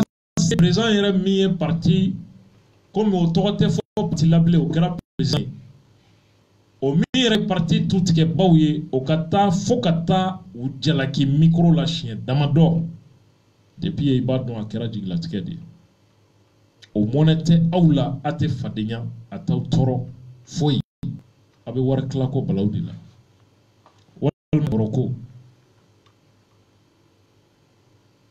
opposition madoni o kelembe ka jamana wuli ka jo ka tungaranke wuli ka jo ka galon ke ka fambe yereke au majorité dambe snokola balawu nyogon korofo nyogon la chien position beba fait et de quoi ki kokadi bekaye o keto fonga ni mawosa kanunu sembola fonga ketan o kele de bisina kabi 2013 fokana bla les somma duma opposition kɛmɛ ka fiɲɛ kɛ u la parti damadɔni walima cɛbilen dama kɛmɛ ka fiɲɛ tigɛ u la u tɛ maloya a t'u tɔɔrɔ u tɛ fadenya u tɛ mɔnɛ hali bi ko aw de bɛ fanga la aw bɛ fanga jumɛn na fanga ye mun ye balimaw ko dɔ bɛ maloya ni gilɛkiba dɔ ye dɔ ka buranfɔlan don wallahi RPM kan ka maloya k'a fɔ ko an bɛ fanga la hali campagne président y'a ka campagne kɛ bamananw ko ten o kɔrɔ tɛ maa sigi n'a kɛba t'i bolo dabakala bila bali k'i bɛ ka laban ta kɛra o de lisiw kan u bɛ ɲɔgɔn boxe ni ɲɔgɔn fanɛ ni banni le parti au pouvoir fadenw b'u filmer k'u bila Facebook sanfɛ u bɛ ɲɔgɔn boxe la u bɛ fanɛ ni banni na karisa de bɛ kɛ lisi kan karisa de y'an ka candidat ye député sigi la u bɛ ɲɔgɔn boxe la o fana maloya tɛ aw la a b'aw disi gosi k'aw de bɛ fanga la Allah donc mankan bɛ yen bi sabu premier ministre bɛ sira min kan o ye élection législative n'o ye député sigi cour constitutionnelle y'a jira k'a fɔ a tɛ se ka bɔ a dɔgɔkɔrɔ a baara bɛɛ kan ka kɛ ka bɛn décembre kalo in fosili ma ka d'a kan sariya wɛrɛ t'a ɲɛ bila dɔ fara députéw ka mandat cour constitutionnelle ka ɲɛfɔli la premier ministre ko baasi tɛ vote in bɛ bɔ octobre la ka bila novembre kalo na nka bi bi in na siga yɛrɛ don bɛ n'a y'a sɔrɔ o yɛrɛ fana bɛna se ka kɛ nka premier ministre ka kunkilenna a bɛ fɔ o de ye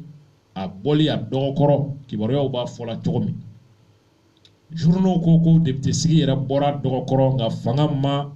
communiqué si kɛ k'a yira maa si la ko député sigi bɔlen don a dɔgɔkɔrɔ nka ŋaniya bɛ yen a ŋaniya bɛnnen tɛ min ye partiw ma minnu bɛ président nɔfɛ Bakari Tereta a ye Agerlaf jalaki kosɛbɛ a kuma na a ye premier ministre yɛrɛ jalaki k'a fɔ opposition min bɛ bi u mago tɛ sariya bonyani na u mago tɛ fanga bonyani na ni vote in ma kɛ o ye an bɔlen constitution kɔnɔ n'an bɔra constitution kɔnɔ opposition bɛna profiter k'a fɔ ko fanga in sigilen tɛ constitution kan bilen ni fanga sigilen dun tɛ constitution kan o y'a ka légitimité perdulen ye donc opposition bɛna jama bɔ ka seri bɔlɔn kɔnɔ o tɛ se ka to an dala ka sababu kɛ o sigilen tɛ sariya kan Tereta ka faamu na nka a bɛ i n'a fɔ président nɔfɛ jiw yɛrɛ cɛ la bɛnkɛn tɛ kow kan fan fila bɛ yen an sigin bɛ ka situation évolution lajɛ magistraw ka grève a tun ka d'an ye ka don a kɔnɔ bi ka walawalaliba k'a la nka waati koronnen don an bolo on n'a plus de temps ka yiraw la dɔrɔn k'a fɔ magistraw bɛ ka kuma caman fɔ ko ni gouvernement bɛnna a kan bɛnkan dɔ kɛ salon ko bɛnkanw ma bɔ a sira fɛ u bɛ ka fɛn caman fɔ nka an taara sɛgɛsɛgɛ an ye kunnafoni kun fɔlɔ minnu sɔrɔ a kuma tila si tɛ tiɲɛ kuma ye an da bɛ don a kuma na an ka sigi wɛrɛw olu kɛnɛ kan magistraw bɛ wari min sɔrɔ kalo la an balimaw mɔgɔ min san fɔlɔ ka ta magistraya la a ka kalo sara fɔlɔ o bɛ min ta maa min ye trésor n'o ye faso wari yɛrɛ bonba ye mɔgɔ min san 30 kɛ trésor baara la o tigi sara to magistrat tile fɔlɔ baara la o tigi sara to bɔ magistrat tile fɔlɔ kiiritigɛla tile fɔlɔ baara la o bɛ sara min ta maa min ye san 30 kɛ trésor baara la o sara to bɔ prime sin t'a la allocation wara munu biduma o sintola yaro école maître konte kumate mamie san damadoke magistrat barala adow ka soro kalula abe $1,000,000 ani ko wali $1,700,000 fe olu de kelembe ka jamana paralyser ko ka do faraw sara kan Libi ko Burkina ni Côte d'Ivoire kritikelaw ko lu fadenw ye olu de ko ka olu ka sara yataw hakela guerre me jamana kono u nyetola ngawti fadenya Burkina kritikelaw la ko lu te jibo fantanya olu ti fantan ka dugukolo minala ka 17 olu te fantan ka hakin minala ka 17 ma olu te galon ke kien ka tien bailema ka ke galoyi u te fadenya o konna u te fadenya ko ni jamana nun kono sariya bi boli a ɲɛ kan an fana ka boli jamana kan Mali kono ɲɛ kan o cogo la Mali kono bi ni se t'i ye ni kiri bɔra i kun kan i bɛ hami i bɛ jɔrɔ ko tiɲɛ tɛ yen u yɛrɛ ko salo k'olu bɛ sonyɛni ni kiri feereli min na ko fo dɔ de ka far'u sara kan ko fo ka dabila o kɔrɔ yɛrɛ a bɔr'u yɛrɛ da sa u bɛ kiri feereli ni bɛnkanni na maaw kan ko da kana maga ni kuma ma ko mɔgɔ de da kana s'a kuma an balimaw a kɛra baara ye kiritigɛla hɔrɔnw bɛ yen minnu bɛ baara kɛ jɛlenya kan an ka foli b'u ye nka olu man ca avocat sɛbɛnw bɛ yen minnu bɛ baara la nka olu man ca nka n'i ye grève in yɛrɛ kɔrɔ ta k'a lajɛ k'a taabolo lajɛ u yɛrɛ ye sariya sɔsɔ minnu k'a kɔnɔ k'a filɛ ka ɲɛ i b'i yɛrɛ ɲininka politiki kɛlɛ don wa ou bien hakɛ ɲini don i b'i yɛrɛ ɲininka o la nka toutes ces questions an bɛ lumière d'a kan an ka jamu sigiko wɛrɛw olu kɔnɔna la k'a fɔ lamɛnbagaw ye an ka jɛkulu n'o ye révolution citoyenne ye structuration ani a baaraw lanceli a bɛna sigi sen kan dimanche nata wulada fɛ a bɛ kɛ 10e arrondissement kɔrɔ yɔrɔ la Ɲamakɔrɔ wele bilalen don an kanubagaw u bɛɛ ma révolution citoyenne n'o ye an ka mouvement ye an bɛ wulikajɔ caman kɛ ni mouvement tɔgɔ ye a lancement ani structuration o bɛna sigi sen kan dimanche 16h inchallah 10e arrondissement o kɔrɔlen o yɔrɔ la a bɛna kɛ baara ye an kanubaga minnu bɛ Mali kɔnɔ o structure olu bɛ sigi ani jamana wɛrɛw la o kelen-kelenna bɛɛ lajɛlen an kanubaga minnu bɛ yen u b'u ka mouvement sigi ka mouvement structuration kɛ an ka hakilina ye min ye jamana ko la an ka jamana dɛmɛni an ka jamana danbew a diinɛ dɛmɛni o siraw an bɛ o bere ta o sira taama inchallah an ka baw n'an dɛmɛbagaw u bɛɛ welelen bɛ a kɛnɛ kan fɛn o fɛn ta ye jamana ko ye min ta tɛ mɔgɔ ko ye inchallah studio kɔnɔ bi Umar Kamara ale tun bɛ yan Samba fana bɛ yan Tarawele Jibril Mɛlɛkɛ Jibril a bɛ yan Sati Konate Mamutu Kulubali ale bɛ Fasan Dɛbɛ kan nin waati la so kɔnɔna la min ye an ka révolution citoyenne jɛkulu mɔgɔw u caman bɛ an ka kɛnɛ kan nin waati la min ye Lamto phénomène Lamto ani an kanubagaw n'a ɲɔgɔn caman nin waati la an y'u ka bataki sɔrɔ u bɛ écoute la nin waati la Ibu Sambanyang an bɛ foli d'a ma kosɛbɛ a bɛ écoute la nin waati la Shɛban Naliya a bɛ an lamɛn kosɛbɛ nin waati la an bɛ foli kɛ ka ɲɛsin a fana ma phénomène Lamto nin waati la u bɛ ka an lamɛn fo Sɛbɛnnikɔrɔ kɔfɛ Samakɔ o ni yɛrɛdenw an bɛ foli di o kelen-kelenna bɛɛ lajɛlen ma ka fɔ an bɛna baro jɔ yɔrɔ la min ye Mamutu Sumaworo an ka jɔnkɛni don ale de tun bɛ nɛgɛw la n'Ala sɔnna min ye sini 14h 14h 16h ni émission yi a segin kan bɛ yen ka lase aw ma o tuma an bɛ ɲɔgɔn bila nin yɔrɔ la ka min ye foli lase an kanubagaw kelen kelenna bɛɛ lajɛlen ma a b'a an ka foliba ye kosɛbɛ